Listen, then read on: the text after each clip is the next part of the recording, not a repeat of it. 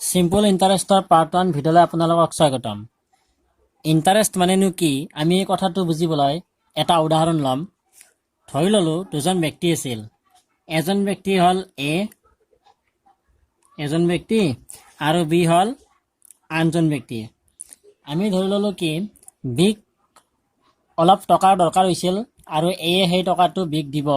কিমান টকা দৰকাৰ হৈছিল? ধৰি লওঁ আমি বিক দিব 2000 টকা, অৰ্থাৎ বিক 2000 টকা দৰকাৰ হৈছিল কিমান সময়ৰ কাৰণে? 3 বছৰৰ কাৰণে। তাৰ মানে আমি গম পালোঁ কি বিক 3 বছৰৰ কাৰণে 2000 টকা ধাৰ দিছিল। ঠিক আছে, এতিয়া বিক যেতিয়া পইচা ধাৰ দিব এনে নিদিয়ে, এটা কি ল'ব? ইণ্টাৰেষ্ট ল'ব, অৰ্থাৎ সুদ ল'ব। আৰু সুদৰ পাৰ্চেণ্টটো কিমান? আমি ধৰি ল'লোঁ 5%। ঠিক আছে, যেতিয়া 3 বছৰ কমপ্লিট হোৱাৰ পিছত সেই পইচাখিনি বিয়ে কি কৰিব লাগিব? ঘূৰাই দিব লাগিব। ঠিক আছে, ঘূৰাই দিব। যেতিয়া 3 বছৰ কমপ্লিট হ'ল, 3 ইয়াৰ্ছ কমপ্লিট হৈ গ'ল, এতিয়া 5% সুদত 2000 টকা 3 বছৰৰ কাৰণে যেতিয়া লয়, তেতিয়া অতিৰিক্ত কিমান সুদ হ'ব? অতিৰিক্ত হ'ব 300 টকা সুদ হ'ব। আৰু সেই 3 বছৰৰ পিছত বিয়ে সুতে মূলে উভতাই দিব লাগিব। এতিয়া সুদ কিমান? 300 টকা। আৰু মূল কিমান আছিল? কিমান টকা ধাৰ লৈছিল? 2000 টকা ধাৰ লৈছিল। গতিকে 2000 আৰু 300 প্লাছ কৰি দিলে কিমান হ'ব? 2300 টকা। ঠিক আছে, এইখিনি আমি বুজি পালোঁ। ইয়াত বিক কিমান টকা ধাৰ দিছিল? 2000 টকা, আৰু সেইটো পি বুলি উচ্চাব, অৰ্থাৎ প্ৰিন্সিপাল কিমান? 2000 টকা। ঠিক আছে, তাৰে পিছত 3 ইয়াৰ্ছ কিমান সময়ৰ কাৰণে? টাইমছ কিমান? টাইমছটো হ'ল 3 ইয়াৰ্ছৰ কাৰণে।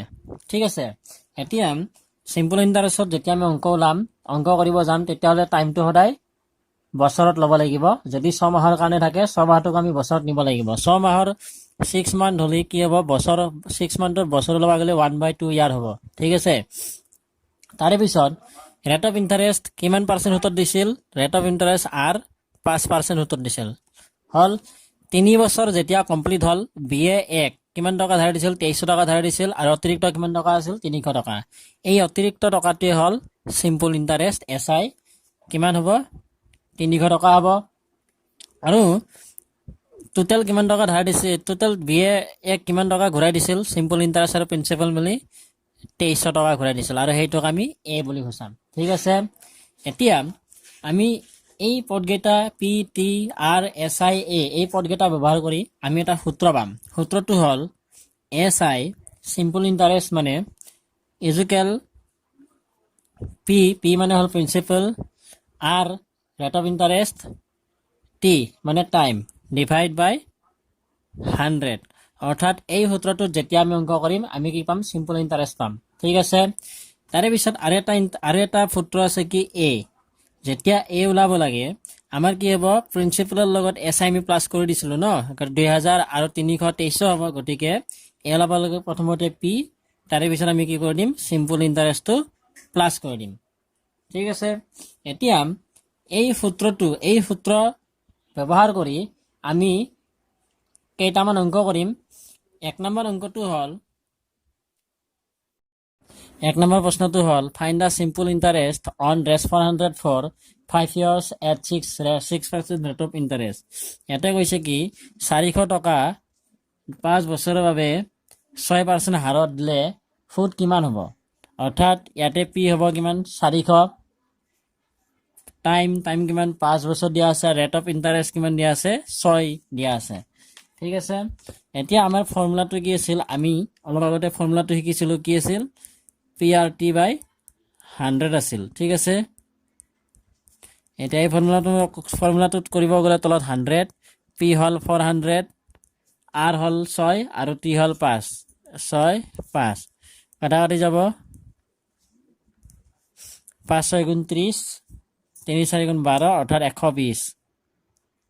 অৰ্থাৎ আমি ক'ব পাৰিম যে 400 টকা 5 বছৰৰ বাবে 6% হাৰত কাৰোবাৰ পৰা যদি আমি ধাৰে লওঁ, তেতিয়াহ'লে আমি সুদ কিমান দিব লাগিব? সৰল সুদ কিমান দিব লাগিব? 120 টকা সুদ দিব লাগিব। আৰু এই 120 টকাটো কোনটো অপশ্যনত আছে? অপশ্যন এ আছে। গতিকে শুদ্ধ উত্তৰটো হ'ব A। 2 নম্বৰ প্ৰশ্নটো হ'ল what sum of money will produce res 143 interest in 3 1/4 years at 2 and 1/2% rate of interest? Option A 1750, 1755, 1765 and 1760. এতিয়া এই অংকটো কৰাৰ আগতে আমাৰ যে সূত্ৰ আছে সূত্ৰটো মই কাষত লিখি দিছোঁ কি SI is equal PRT by 100. ইয়াতে কৈছে কি হোৱাট চাম অৰ্থাৎ পিৰ ভেলুটো আমাক কি ওলাব দিছে পিৰ ভেলুটো ওলাব দিছে পিৰ ভেলুটো নাই তাৰে পিছত 143 টকা সুদ হয় অৰ্থাৎ চিম্পল ইণ্টাৰেষ্ট কিমান বুলি কৈছে 143 কৈছে তাৰপিছত টাইমটো কিমান কৈছে টাইমটো কৈছে কি 3 বছৰ আৰু 4/1 ইয়াক আমি কি কৰিম P by Q হিট লৈ যাম তলত 4 3 গুণ 12 12 একে 13 আৰু ৰেট অফ ইণ্টাৰেষ্টটো কি কৈছে R হ'ব 2 1/2 তাৰ মানে 2 2 গুণ 4 একে 5 এতিয়া আমি এই ফৰ্মুলাটোত আমি ডাইৰেক্ট কৰিম চাব সিম্পল ইণ্টাৰেষ্ট SI কিমান দিয়া আছে 143 আমি 143 ইফালে লিখি ললো সমান তলত কি আছিল 100 লিখিলো সূত্ৰ প্ৰথমতে কি আছে P আছে P আমাক ওলাব দিছে দিয়া নাই গতিকে P টো P এ থাকিব তাৰে পিছত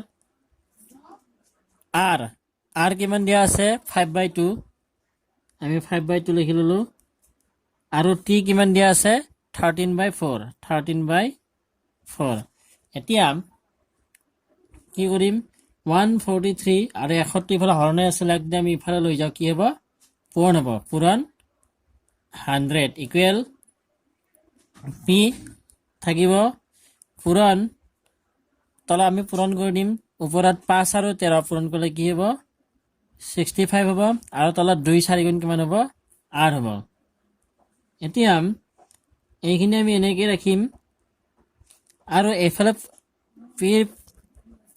পিৰ লগত কি পূৰণ হৈ আছিল 65/8 পূৰণ হৈ আছিল ইয়াক যেতিয়া সমান চিনৰ আনটো ফালে লৈ যাম তেতিয়াহ'লে এইটো উল্টি যাব অৰ্থাৎ 65 টো ওপৰত আছিল ক'ত যাব তলত যাব আৰু 8 টো তলত আছিল ক'ত যাব ওপৰত যাব এতিয়া আমি কটাকটি কৰিম 5 দি কাটিম 5 দি 65 কিমান বাৰ যাব 5 দি 65 13 বাৰ যাব আৰু 5 দি 100 কেইবাৰ যায় 5 20 গুণ 100 ঠিক আছে 13 দি 143 কেইবাৰ যায় 13 গুণ 13 সেটাটো কেইবাৰ যাব এবাৰ যাব হাতৰ কিমান 1 3 আগত আহিলে 13 হ'ব অৰ্থাৎ 13 11 গুণ 143 এতিয়া 11 20 আৰু 8 পূৰণ কৰিলে আমি কিমান পাম 8 গুণ হল 11 গুণ 22 22 8 গুণ 1760 টকা অৰ্থাৎ প্ৰিন্সিপাল এমাউণ্টটো কিমান হ'ব 1760 টকা আমি এইটো কোনটো অপশ্যনত দেখি আছো ডি অপশ্যনত দেখি আছো অৰ্থাৎ শুদ্ধ অপশ্যন কি হ'ব D Question number 3 in what time rest 10,000 will amount to 15,000 at 5% per annum 7 years 8 years 9 years 10 years ইয়াতে কৈছে কি কিমান সময়ৰ পিছত 5% সুতত 10,000 টকা 15,000 টকালৈ ৰূপান্তৰিত হ'ব অৰ্থাৎ P কিমান হ'ব প্ৰিন্সিপাল এমাউণ্ট মূলধন কিমান 10,000 টকা এ কিমান হুতে মূলে কিমান হ'ব বুলি কৈছিল 15,000 টকা হ'ব বুলি কৈছিল তেতিয়াহ'লে SI কিমান হ'ব 15,000 ৰ পৰা SI মানে SI ফৰ্মুলাটো হৈছিল A - P কিমান হ'ব 15,000 পৰা 10,000 বিয়োগ কৰি দিলে হ'ব 5,000 আৰু ৰেট অফ ইণ্টাৰেষ্ট কিমান দিয়া আছে ৰেট অফ ইণ্টাৰেষ্ট দিয়া আছে 5% এতিয়া আমাৰ সিম্পল ইণ্টাৰেষ্টৰ সূত্ৰটো কি আছিল ফৰ্মুলাটো SI = PRT by 100 আমি এইটো ফৰ্মুলাতে কৰিম SI কিমান আছিল SI আছিল 5,000 এটা আমি 5,000 লিখিম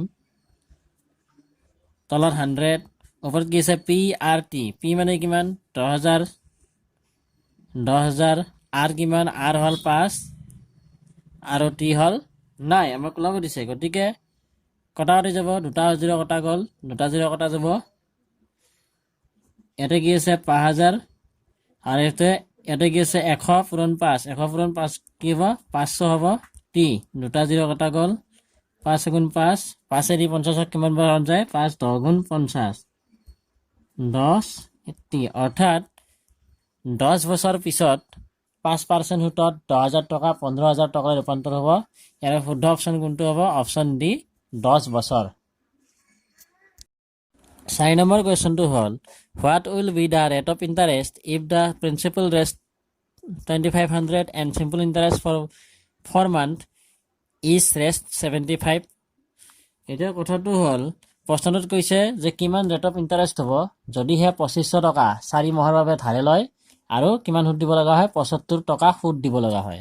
এতিয়া ইয়াতে কি কৈছে 2500 কিমান টকা সুদত লৈছিল? প্ৰিন্সিপাল এমাউণ্ট কিমান? 2500 টকা। পি হ'ব 2500। তাৰে পিছত সময় কিমান দিছে? সময় দিছে 4 মাহ। টি কিমান মাহ? 4 মাহ। এতিয়া যেতিয়া আমি সৰল সুতত অংক ওলাম, চিম্পল ইণ্টাৰেষ্টত অংক কৰিবলৈ যাম, তেতিয়াহ'লে আমাক সময়টো সদায় বছৰত লাগে। গতিকে মাহৰ কথা কৈছে, গতিকে 4 মাহ আমি ওপৰত দিলোঁ। 1 বছৰত কিমান মাহ? 12 মাহ। গতিকে আমি 12টো তলত লিখি দিম। আৰু তেতিয়া আমি কি হ'ব? এইটো 4 মাহটো আমি বছৰত লৈ যাম। 4 গুণ 4 3 1/3 বছৰ। আৰু চিম্পল ইণ্টাৰেষ্ট কিমান হ'ব বুলি কৈছে? চিম্পল ইণ্টাৰেষ্ট হ'ব 75 টকা। এতিয়া আমাক ওলাব কি দিছে? আৰু আমাৰ ফৰ্মুলা মতে কি আছিল? চিম্পল ইণ্টাৰেষ্ট কিমান আছিল? 75 টকা ইকুৱেল পি কিমান আছিল? পি আছিল 2500। তাৰপিছত আৰু সূত্ৰ মতে টি আছিল। টি মানে 1/3। 1টো ওপৰত লিখি দিলোঁ, 3টো আমি এনেকৈ তলত লিখিব পাৰোঁ। আৰু তলত কি লিখিব লাগে? তলত ফৰ্মুলা মতে কি আছিল? 100 আছিল। ঠিক আছে। এতিয়া তলৰ দুটা শূন্য আৰু ওপৰত দুটা শূন্য কটাকটি যাব। কটাকটি গ'লে কি থাকিব? 75। নাম্বাৰ কি থাকিব? ওপৰত 25 থাকিব আৰু তলত 3 থাকিব আৰু এইফালে প্লাছ ইনটু আৰ থাকিব। এতিয়া আমি কটাকটি কৰিব পাৰোঁ, এনেকৈ কটাকটি কৰিব পাৰোঁ। এৰে ওপৰত কি? 25 গুণ 25 আৰু 25 দি 75 কেইবাৰ যায়? 3 বাৰ যায়। ঠিক আছে। এতিয়া থাকিল 3 আৰু তলত 3টো সমান চিহ্ন এইফালে গ'লে ক'ত যাব? ওপৰত যাব আৰু ইকুৱেল আৰ। 3 3 গুণ কিমান? 9 আৰ। অৰ্থাৎ আমি গম পালোঁ যে 2500 টকা 9% সুতত যদি 4 মাহৰ কাৰণে লয়, সুতটো হ'ব 75 টকা। অৰ্থাৎ অপশ্যন কোনটো শুদ্ধ হ'ব? অপশ্যন চি শুদ্ধ হ'ব 9%। 5 নম্বৰ প্ৰশ্নটো হ'ল find the total amount and the simple interest paid on a 200 days of rest 10,958 a rate of interest 10%. এতিয়া অপশ্যনবোৰ আছে। আমি কি কৰিম? এই অংকটোত আমাক কি কি ওলাব দিছে আমি অংকটো চাই ল'ম। টোটেল এমাউণ্ট অৰ্থাৎ আমাক এ ওলাব দিছে। And the simple interest SI ওলাব দিছে। আমাক এই দুটা বস্তু ওলাব দিছে। আৰু ইয়াতে কি দিয়া আছে? 200 days টি দিন কিমান দিয়া আছে?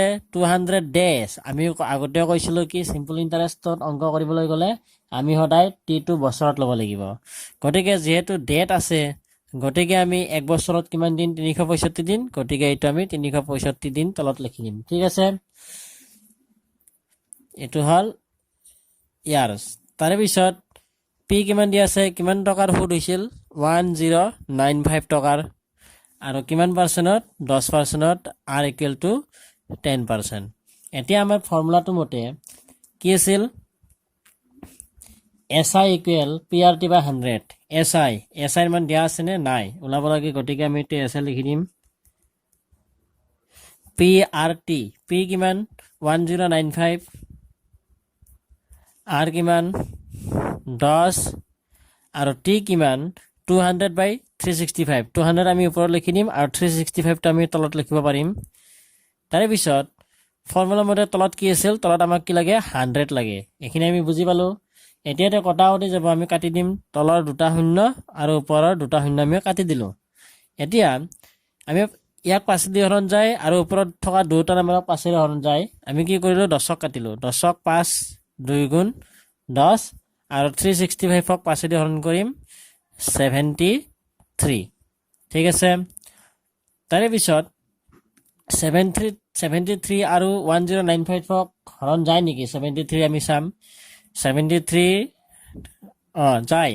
73 1 গুণ 73 আৰু 73ৰে 1095 কেইবাৰ হৰণ যায় 15 বাৰ হৰণ যায় এতিয়া SI ইকুৱেল 15 ওপৰত কি নম্বৰ আছে 15 2 আৰু 2 15 দুগুণ 30 30 দুগুণ 60 অৰ্থাৎ 60 ৰেষ্ট 60 হ'ব আৰু আমাৰ অপচনত কি আছিল 60 সিম্পল ইন্টাৰেষ্ট এটা সংখ্যা আছে কি 60 আৰু বাকি সব বাকি এটাটো সিম্পল ইন্টাৰেষ্ট 69 গতিকে আমাৰ শুদ্ধটো কি হ'ব এ অপচনটো হ'ব আমি ইয়াৰ পৰা আমি কেনেকৈ এ লম হেতু আমি দেখিম এতে এ হ'ব কিমান 1155 আমি অলৰেডি গম পালো তথাপি আমি এই অংকটো কৰিম এ ইকুৱেল টু কি আছিল formula p plus SI p কিমান 1095 আৰু SI কিমান 60 প্লাছ কৰি দিম 5 9 6 15 পৰা 7 1 1 1 এইটো গতিকে ইয়াৰ শুদ্ধ অপচনটো কি হ'ব এ